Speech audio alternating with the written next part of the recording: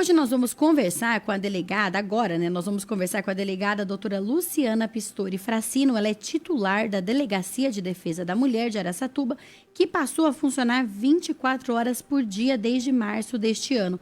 O objetivo aqui é entender como esse atendimento contínuo tem impactado a vida das mulheres, quais são as principais demandas da DDM 24 horas e também esclarecer dúvidas importantes sobre violência doméstica, medidas protetivas e os caminhos para buscar ajuda. Você que está ouvindo a gente, quer fazer uma pergunta, envia lá pelo YouTube ou Facebook ou WhatsApp da Jovem Pan.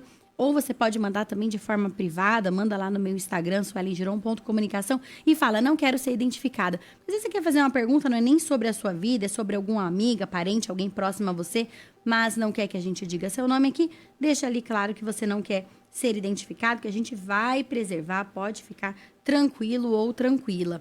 Doutora, muito bom dia, muito obrigada por estar aqui com a gente hoje. Obrigada. Doutora Luciana, desde que a DDM passou a funcionar 24 horas, o que mudou no atendimento às mulheres em situação de violência? Olha, eu acho assim, a DDM 24 horas já era um projeto antigo e conseguimos implantar agora, né, esse ano. Eu acho assim que o trabalho da DDM para as mulheres é mais importante por causa da privacidade, eu acho. Porque as mulheres, muitas vezes elas chegam na delegacia machucadas, com hematomas. Então, às vezes, ela ia lá no plantão policial, se sentia, às vezes, envergonhada, porque ali tem várias vítimas de vários outros tipos de crime. Então, ela está ali junto com todas aquelas pessoas. E na delegacia, né, da mulher, é só mulheres que são atendidas, né? Então, são só as vítimas. Então, elas se sentem mais acolhidas, mais seguras, né? Então, é um atendimento preferencial nesse sentido. Isso é muito importante, né, doutora? Sabe o que aconteceu comigo uma vez? Eu trabalhava numa empresa que sofreu um golpe. Um golpe assim, era alguma coisa que estava usando o nome da empresa para aplicar golpes. E eu fui registrar um boletim de ocorrência em nome dessa empresa. E eu estava ali no plantão policial, isso não foi aqui em Araçatuba, não. Foi uma cidade bem longe daqui, por sinal. E aí eu estava registrando esse boletim de ocorrência, acompanhada do advogado da empresa, um advogado homem. E perto ali da gente tinha uma mulher vítima de violência. E ela dando o depoimento dela e dando os detalhes. Então, ela contava que o ex dela tinha revirado a casa, que ele tinha mexido na gaveta de roupas íntimas dela, tinha encontrado uma roupa íntima assim, assim, assado, e aí ele ficou transtornado. Eu fiquei constrangida por ela. Porque eu estava ali do lado registrando uma ocorrência que era de alguém que estava aplicando um golpe, não tinha nada a ver assim com o assunto. E esse advogado também ali do meu lado, um homem, a gente assim ficou muito constrangido por ela, por essa falta de cuidado mesmo. Então foi uma delegacia que era longe daqui, uma cidadezinha menor, mas a gente percebe que para quem não vive essa situação, o quanto que isso realmente é desafiador, exatamente. Também, né? Porque se a gente que não tem nada a ver com a história, a gente estava constrangido, imagina ela ali que estava precisando contar tantos detalhes, se expor tanto para desconhecidos, né?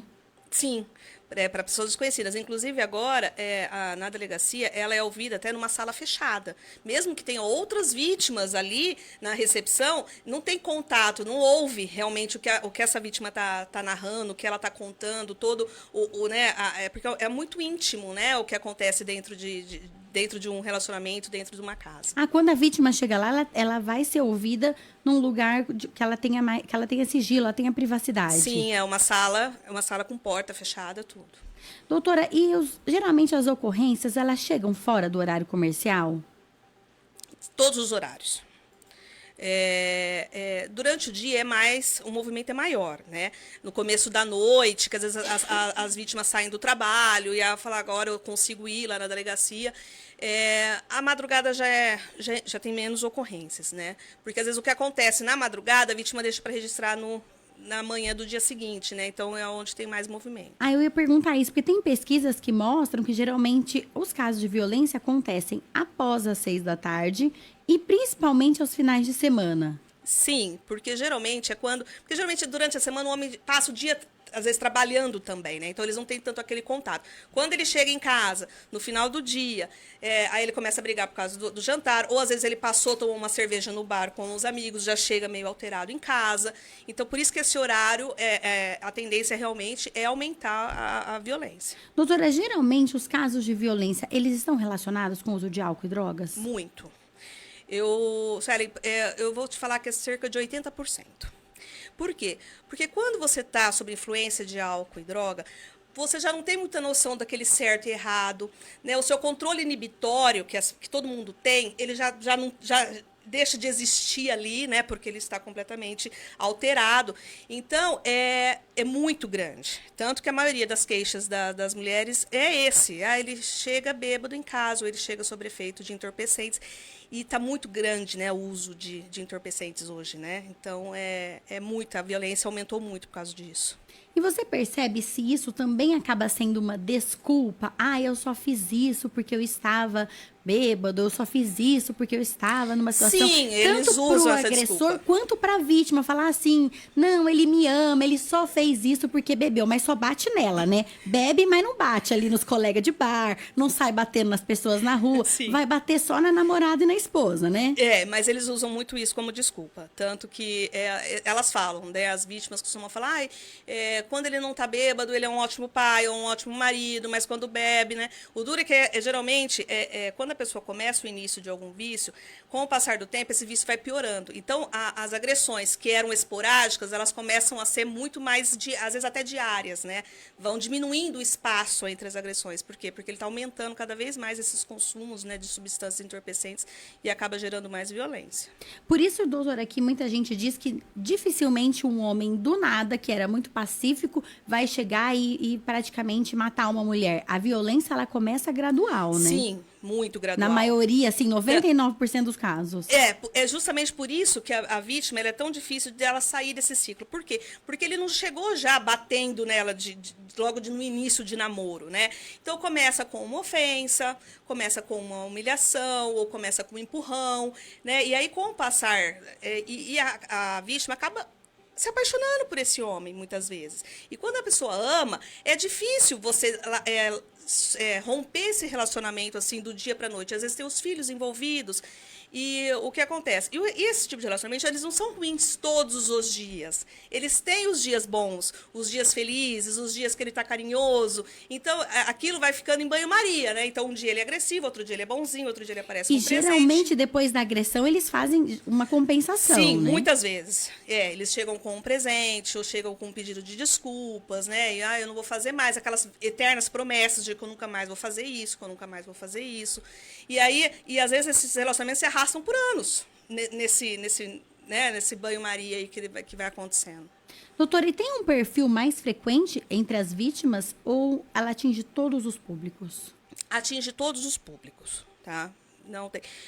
A gente percebe, assim, a classe baixa, média, mas é porque também é a maioria da população também, né? Fala assim, acontece mais nessa classe, mas é porque também é a maioria das pessoas, né? Então, por isso que a gente fala que acontece mais, mas em todas as classes Mas você sociais. acredita que as classes mais altas têm também mais vergonha de denunciar? Ah, sim, bastante, dependendo, às vezes, ainda mais em cidades pequenas, por exemplo, como Araçatuba, geralmente as pessoas, né, de maior poder aquisitivo, todo mundo sabe quem é o dono de tal empresa, é o médico, é o juiz, né, então, todo mundo sabe quem é quem, né, então, às vezes, as vítimas ficam mais receosas mesmo de denunciar. E a senhora observa que, eu vi essa frase e ela me marcou bastante, quanto maior a dependência financeira, maior a violência? Não concordo. Porque hoje em dia eu percebo lá que a mulher está muito no campo, está trabalhando mais. A maioria das vezes é ela que sustenta a casa, não é ele. E justamente aumenta a violência, por quê? Porque como ela é independente, ele se sente mais inferior do que ela, aí ele agride mais. Então, isso é muito comum, porque a maioria deles, ele faz bico, ele está desempregado, ele não trabalha, eu que sustento a casa. Quer dizer, ela ainda sustenta a casa, sustenta ele, às vezes ela tem que dar dinheiro para ele comprar droga, ele tem que dar dinheiro para ele ir no bar beber com os amigos, e ele ainda, a hora que chega em casa, bate nela. Por que essa mulher continua nesse relacionamento? É tão complexo. É muito. É uma dependência emocional? É uma dependência emocional. Ela ama esse homem, porque no começo desse relacionamento ele era uma pessoa boa, era uma pessoa gentil. Ele muitas vezes é o pai dos filhos dela. E como eu falei, nem todos os dias são ruins, né? Então ela vai, e aquela esperança de que ele vai mudar, de que ele vai parar. Sabe? A mulher tem essa esperança. E demora muito tempo, às vezes, para ela perceber que ele não vai mudar. Eu ia perguntar isso agora. quantos por cento realmente mudam? Eu acho que menos de 1%. É muito É difícil, muito né? difícil, é muito difícil. Ou muitas vezes, se ele muda, já é em outro relacionamento, não com aquela, né? Não, ele não muda. Não, nem com outro, porque eu tenho homens, autores lá, que ele tem processos de várias companheiras. Porque uma consegue largar dele, ele arranja outra, agride essa segunda, e aí às vezes ela consegue, vai, registra o boletim de ocorrência, pede a medida protetiva, eles se afastam, tal, ele arranja a terceira e ele vai agredir a terceira. Eu tenho muito isso. Ou, às vezes, aquele agressor que ele agride tanto a mãe quanto a companheira. Então, a mãe tem boletim de ocorrência contra ele, a companheira, a ex-companheira. Então, assim, você percebe que ele vai continuar agredindo sempre, qualquer relacionamento que ele tiver. É importante, então, que a mulher, antes de se relacionar com alguém, dê uma procurada ali na ficha da pessoa, se ela tem algum antecedente, alguma coisa assim. Sim, é bom. E em relação, uma vez eu vi também, doutora, a questão que as mulheres têm que tomar cuidado quando ela sofre uma violência, no sentido assim, de ter tomar cuidado, por exemplo, com as provas, porque uma das coisas que é muito comum acontecer é o agressor destruir o celular, por exemplo, da mulher. E Sim. Ali, às vezes, estavam todas as provas, as conversas, as fotos. Então, a pessoa que sofreu uma agressão, ainda que ela esteja ali na dúvida do que ela vai fazer com aquilo, é importante que ela guarde essas provas em outro lugar também. Envie por e-mail para uma amiga. É importante, porque às vezes a gente tem muitas mensagens com conteúdos de ameaça. Eu vou te matar, então ele manda mensagens de áudio também. A gente tem como anexar no processo. Então, realmente, você falou, aconteceu, guarda. Você não necessariamente você vai fazer um boletim naquele momento ou naquela situação, mas às vezes futuramente isso ajuda e é importante. Tem casos também que o homem destrói os documentos da parceira, né? Sim, geralmente coloca fogo. Coloca fogo nos documentos. Como eles adoram colocar fogo nas coisas, é uma coisa impressionante. Verdade. Em roupas, na própria casa, em documentos. Eu tenho muitos casos de incêndio, assim. E aí, no caso que a mulher faz, ela mantém uma cópia ali, autenticada em outro lugar, para ela poder conseguir? Não precisa ser nem autenticada. Pode ser só mostrando realmente em cima que foi ele que mandou, o número dele ou o nome dele. Não, eu digo no caso dos documentos dos dela. Documentos. Ela vai ter que tirar, mesmo assim que ela tenha cópia, ela vai ter que tirar uma segunda via dos documentos, não tem jeito. É complicada essa situação, né? E em relação, doutora, a outros tipos de violência, violência patrimonial, violência psicológica, esses casos também têm aparecido bastante aqui? Tem, os casos de perseguição também, porque geralmente ele não aceita o fim do relacionamento, começa onde ela está, ele aparece, ele vai no serviço, ele vai na casa, ele liga 70 vezes num dia, manda 50 mensagens num dia, então essa perturbação também é crime, a violência psicológica, a violência sexual, a patrimonial também. E esses casos também cabem à medida protetiva? Imagina, nesse caso... Cabe. A gente registra o boletim de ocorrência e solicita as medidas protetivas. A senhora já observa, nesse aqui em Araçatuba, os casos de feminicídio, eles geralmente têm a medida protetiva? Desculpa, a doutora Luciana deu uma engasgada aqui com a tosse, mas ela vai se recuperar rapidamente. Eu tava doente. Eu também tô com tosse, eu te entendo, fica tranquilo. Eu quase liguei pra você que eu tinha começado. Ai, fique em paz, que eu entendo isso, porque eu também estava bem com tosse. Ela só tá aqui se recuperando, respira fundo, não tem problema. Não fica apavorada, que é pior, tá? Enquanto isso, o Jonathan está colocando aqui na tela para mim. Coloca aí, Jonathan. Enquanto a doutora Luciana, que está se recuperando de uma crise de tosse, que eu entendo que eu também estou, esse tempo acaba com a gente, né? O site da Polícia Civil, você que quer mais informações sobre esse assunto, vai lá na policiacivil.sp.gov.br, policiacivil.sp.gov.br. Você vai encontrar ali, onde que você entrou, Jonathan Alves? Oi, desculpa. Polícia Civil de São Paulo apareceu aí, e aí tem a aba tem ali, ó, cartilha sobre violências. A cartilha aqui, tem violência doméstica logo ali, num banner.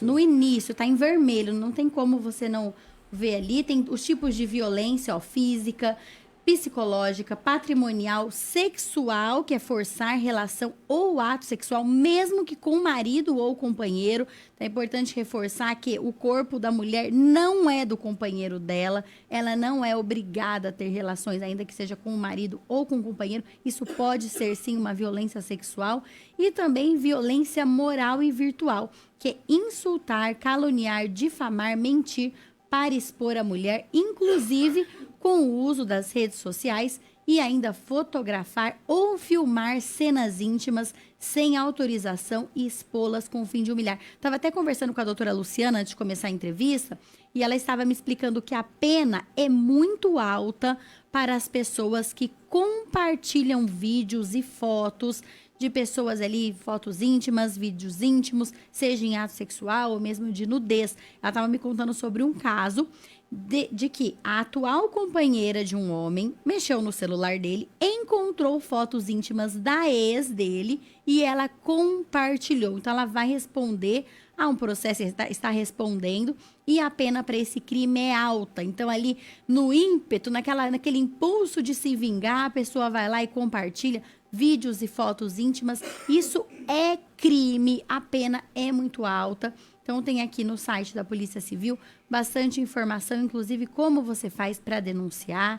Lembrando, reforçando que muitos desses casos, as mulheres têm filhos e aí elas pensam, é o pai do meu filho, o que eu vou fazer? Mas assim, pensa que a sua vida é muito mais importante. Às vezes, você precisa cair um pouco ali o padrão de vida. Uma separação vai provocar, sim, uma mudança na vida dos seus filhos, mas é melhor cair o padrão de vida do que você não sobreviver, né? Isso é uma coisa muito importante a gente falar para as mulheres, que muita mulher fica pensando, mas eu não vou, como é que eu vou conseguir sustentar? A escola é boa, tal coisa. Se meu marido for preso, como que ele vai, né, manter a família quando ele é o provedor? Apesar de que isso não é a maioria dos casos, a doutora disse aqui, tem muita mulher que é a provedora da família e ainda assim sofre a violência doméstica, mas é melhor essa ruptura ou essa mudança radical, muitas vezes, no estilo de vida, do que os filhos presenciarem ali a mãe numa violência mais grave, onde talvez ela nem vá sobreviver, né, doutora? Sim, às vezes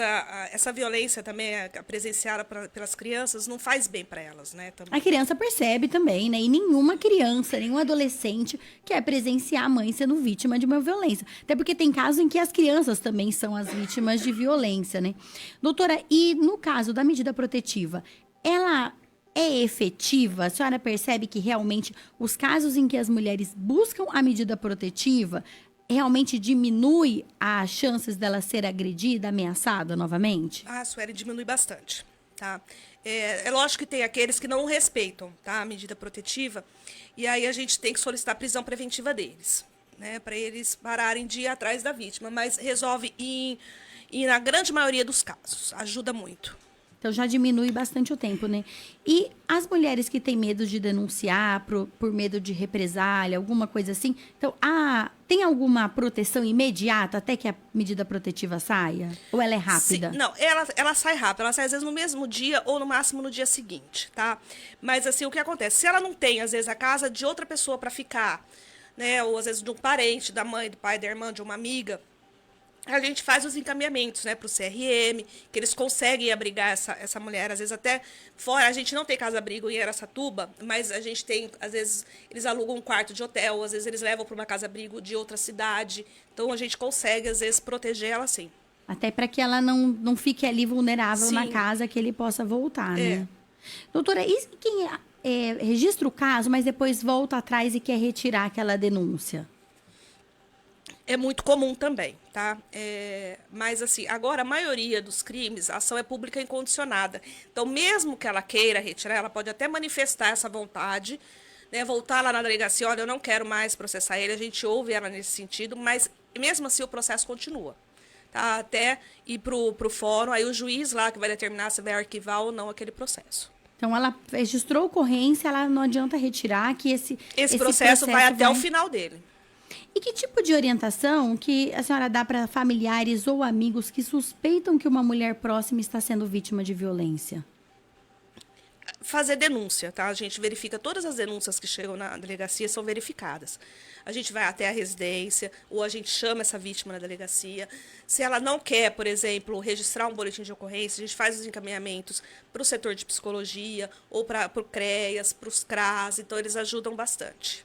Doutora, uma última pergunta. Quem faz a denúncia que não está sofrendo a violência? Por exemplo, eu escutei minha vizinha sofrendo uma violência doméstica, fui lá, fiz a denúncia e depois o agressor vai lá e me ameaça. Eu posso pedir uma medida protetiva contra ele?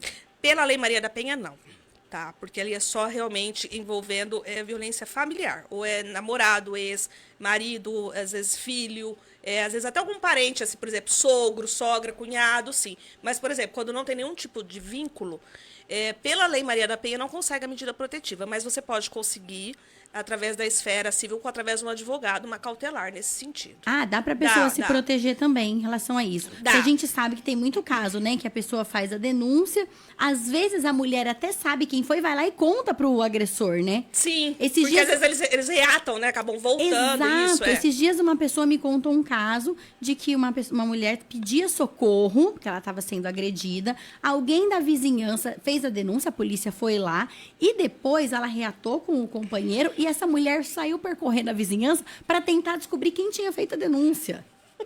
Porque acho que ela queria contar, né, pro agressor quem tinha sido. E todo mundo da vizinhança lá fingindo que não. Ninguém assumiu ali a responsabilidade, claro, fizeram a denúncia, mas não contaram para ela. Por que ela queria saber? Tanto isso ela tinha reatado com a pessoa, né? Sim, e é complicado, porque muitas vezes a gente não consegue testemunhas da agressão, por exemplo, os vizinhos ou familiares têm medo de ir lá testemunhar a favor dessa vítima, porque tem medo dele também. E às vezes, sabia, fala, depois eles vão voltar, acontece alguma coisa, eles vão se voltar contra, né, essa testemunha.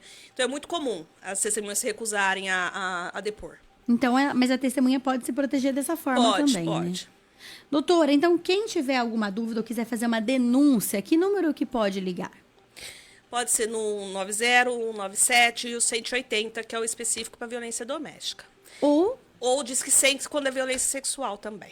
Ah, e a DDM, reforçando, também atende casos de violência sexual. Todos. Né? Inclusive, não só vítimas mulheres, né? Crianças, adolescentes, tudo. Eu foquei a entrevista no caso das mulheres, mas a senhora está convocada a voltar aqui, inclusive quando tiver melhor de tosse, eu também, para a gente falar sobre essa questão da violência sexual de crianças e adolescentes, que é outro assunto extremamente preocupante. Sim, bastante. Atualmente, né, doutora? Os casos estão muito... grande quantidade de Tem casos. aumentado bastante, Tem. né? Bom, doutora, muito obrigada por ter vindo aqui. Fica aqui o nosso reforço. Obrigada por ter vindo. De nada.